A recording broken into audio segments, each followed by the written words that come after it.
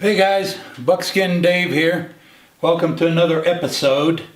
I was working on our 50, our 5090, and I got called away. One of the trapper friends of mine had caught a mountain lion, and he wanted some help releasing it. And so we're going to have some video on that, and it was pretty interesting. First, what we were going to talk about today is I've been working with this Colt 1860. This one's a Uberti replica, 44 caliber, and I think the 1860 is the more handsome of all these percussions. You know, they kind of shaped this over here instead of making a box end on it. But this is back to our recyclable guns. We can make the components to shoot this if they're not available elsewhere. So I've been working with it a little bit. I loaded 6 shots. Normally you leave the hammer down on an empty chamber, but I was planning on shooting all 6 shots, so I loaded 6 chambers. Anyway, I was about 7 or 8 yards. This was my aiming point right here. The first 5 shots went through this hole. The 6th one went here. So that's the first firing that I did. So I'm thinking it was pretty accurate. I used the recommended load of 22 grains of black powder, and I was using, let's see, probably GoX 3F, and it was pretty, you know, that's the recommended load, and that sends it down pretty good. I didn't crony it, but seems to be accurate. It has enough power. Now, one thing you got to remember with these, when you're talking about these cap and ball pistols, when they say it's a 44 caliber, okay, when you buy your balls, you need to look at, when you buy the gun, you need to look at what's on the paperwork or what the diameter of the bore is. And the bore on these are 0.454, which makes it really, in reality, a 45. For instance, here's a box of Hornady, and you can see on the box, if it focuses, it says 44, but it also has some small letters here that say 454. That is the actual diameter of the ball. So that's the only thing you got to be careful with there. Come on over here, I'll show you some of the stuff you need to, you don't need, but it's nice to have if you're going to shoot this gun. A little flask like this is kind of handy. You have a, these are calibrated. This one here I think is 24 grains, so it's just a little bit more than what the recommendation is for this gun. And it probably holds several cylinders worth of powder. It really makes it easy to dump it. You know, you can measure it, dump it in the cylinder and go. A good supply of balls. These ones here are molded.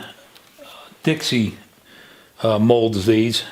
And they have a sprue on them, so when you load them, you want to put the sprue either up or down, but you don't want it on the side. So a good supply of balls, good supply of caps. And here's a powder measure if you're uncomfortable loading directly from this. I don't think you should be, but some folks are. So the powder measure that you can use. To get the caps on, you can put them on with your fingers, but they make these cappers. This is an inline, and it makes it a little easier to get caps on the nipples. Like I say, if you're going to load it, you load it with 5. And then you could put your hammer down on the empty chamber. So I have 5 shots. And grease. I have both the Wonder Lube, and I got a little bit left of this bore butter. After you press the ball in, and we'll load this in a minute. After you press the ball in, you can put a glob of grease over the hole, and that keeps it from chain firing, and it also keeps stuff out of there, water out of there. They also make a little fiber wad that's the right size, and you can press that on there, and they're very convenient, okay? But if something happened and you couldn't get a hold of fiber wads, you can either cut some out of cork. I've got some cork. You can use a cookie cutter type cutter and cut some out of cork, or you could just pack it with grease. And when you pack it with grease, that actually keeps the fouling in the barrel soft, and it actually stays pretty clean. So anyway, I'm going to go ahead and load this up. While I'm doing that, why don't you grab a cup of coffee, sit down, and take a look at this line we let go. It's a pretty good line. And when we get back, we'll load this up and throw a few rounds downrange. So the problem with a mechanical release on this is it's so slippery, it's hard to get any footing at all. The fishing game is going to do a chemical release. Okay.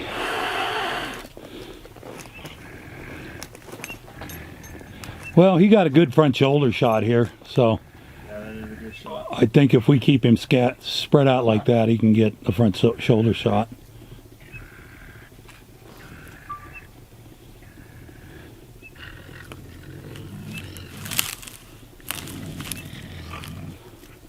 A little bit of a grouch on, huh? Okay.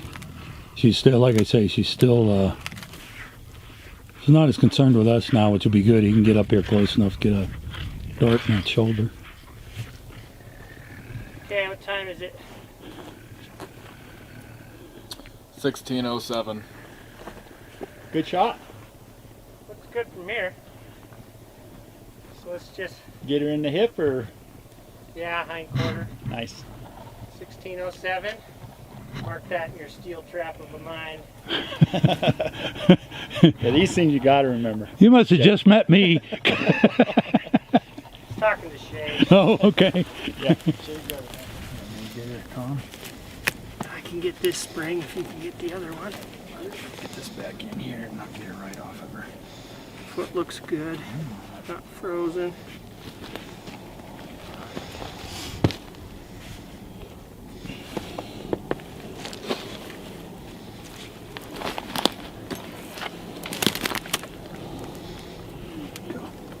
Not frozen in at all. Not lacerated. Got her by 2 toes. Yeah, 2 toes. Foot's great. That's awesome. I'd say, like I say, she maybe a day, 2 days. We got a fresh snow this morning, so 2 days at the most. She would have been in.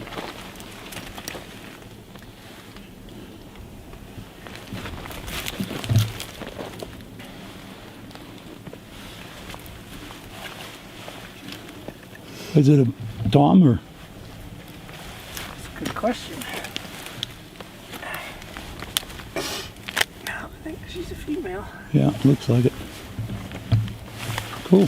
Now let me work up the reversal.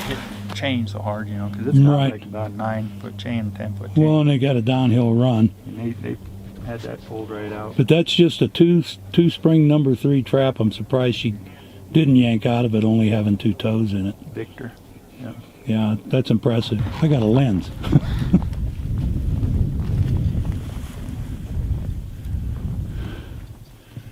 Okay, she's coming out of the Might go in that cubby hole and sleep. she's coming out of the drug now, and she's going to be walking off here pretty soon. And my battery's dead. They don't last very long. Okay, first thing on the instructions is to put it in half cock. And then go ahead and charge the cylinder that's right there.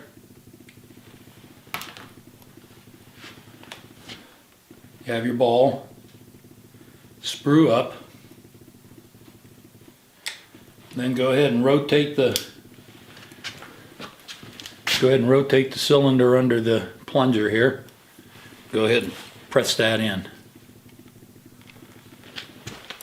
And it goes pretty quick. I leave the plunger in there till I charge the next one, so it can't spin and get me off kilter. Oh, get that other ball in there. Then you can lift it up, rotate it, press it. Like I say, I leave it there. Put about the same amount of pressure. Press it down so it's, you know, pretty tight. So I'm gonna go ahead and load the other 6 cylinders. Again, I'm loading 6 because I'm not gonna pack this around. I'm gonna go shoot 6 rounds. If you're gonna put it in your holster and carry it around hunting, load 5 and put the hammer down on an empty chamber. That's the cowboy way. I ran out of the one white one. You can see in there. So I just put the lube in, and you fill it right up. So I ran out of the white stuff, so I start putting the Wonder Lube in there. It doesn't matter what kind. So there you go. So that's ready to go. Now you should, I saved one here. When you press that ball in, oh, I must have not, oh, here we go. It will shave a little bit of lead off, you know. So when you do that, then just get your finger and knock that out of there. You don't want that lead to be in that grease and stuff, because it'll just get in your barrel. So just knock that little bit out of there. But that's press fitting that ball right into the chamber, and then when it comes out, it'll go into the forcing cone and go right on down the barrel. So I'm going to go ahead and cap this, and then we'll go outside and we'll shoot at some steel with it and see how it does. Okay, as you can see, winter finally hit Idaho here, so we're not going to spend all that much time out here, but let's shoot some of them 25-30 yard steel and see how it does.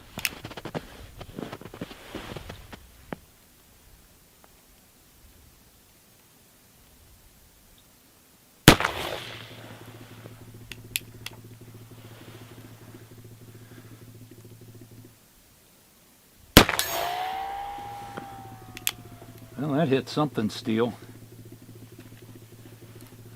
Okay.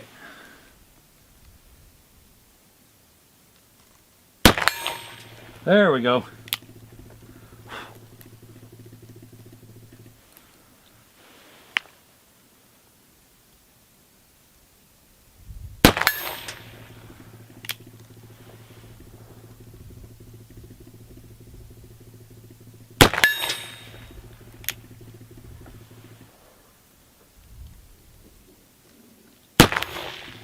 Huh.